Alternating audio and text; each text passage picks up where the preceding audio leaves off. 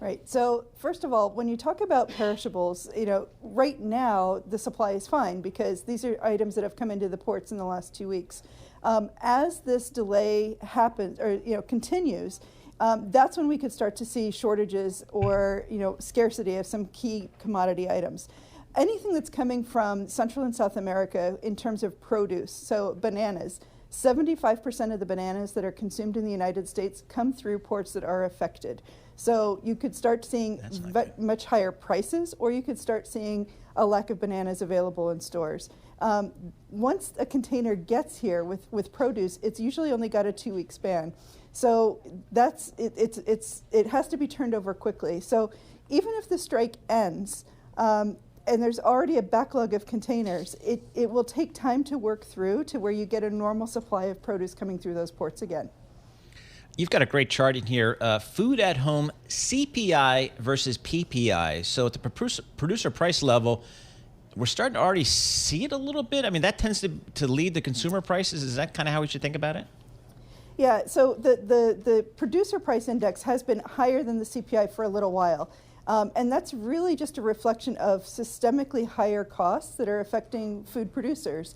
And yet at the same time, there's been immense pressure to bring prices down for consumers. So the CPI is now currently below the PPI. The only problem is that something like this strike could exacerbate that gap and make it much wider. From a packaged food company perspective, we've been hearing them say, for quite a while now that they want to try to drive growth through increasing the volume of goods sold because they don't have the ability to continue to raise prices.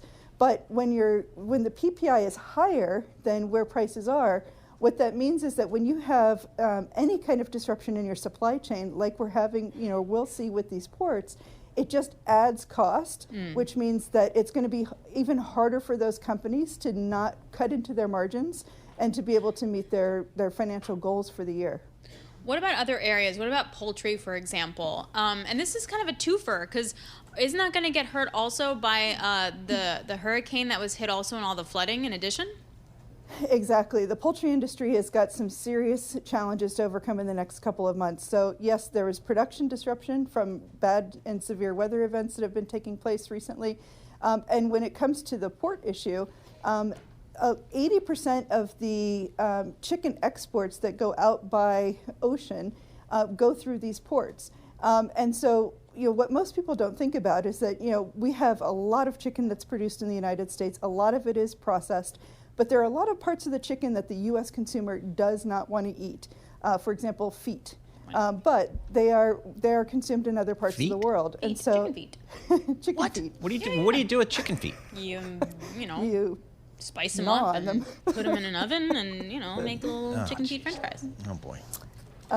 But there's high demand in especially in Asian countries for that. If the ports are delayed and you can't actually hit your exports, you're talking about a profit issue for these chicken companies that already have disrupted production from weather events. So, this is a very, complex issue that's going to be facing the poultry industry over the next probably 6 months. So if I'm a packaged goods company like General Mills or Mondelez or Smucker's, I got to think my costs are going to be going up if this thing lasts for a while. A, is that true? And B, can I pass that along to consumers? And, oh boy, there's inflation again. There's inflation. And, so to your question, Paul, the costs are going to go up.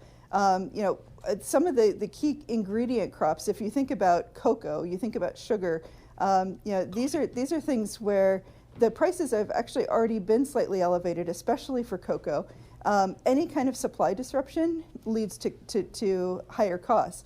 And it's not just on the availability of the ingredients, it's that once they're here, the ability to move them from place to place gets more expensive. There's a domino effect that happens when there's a disruption at a port that then affects the trucking industry, it affects intermodal, it affects rail, and it's this cascade effect that adds cost throughout an entire supply chain for the packaged food companies. And here's the next question. So let's say this goes on for like a week and then it resolves. How quickly does that start to move again? Well, some of the estimates that I've heard from people talking to those involved in disruptions like this is that a week of strike will lead to a month of delays. So it will take a full month to recover to get back to normal operations. And that's really because it's very efficient in terms of offloading these cargo containers at the docks. And so, you just end up with a big queue. And if you remember back in 2022 when there was so much disruption affecting the Westport coast, there were hundreds of ships sitting out in the water waiting for their turn to get to the dock to be unloaded. So it does take a good amount of time to catch up to where your operations return to normal.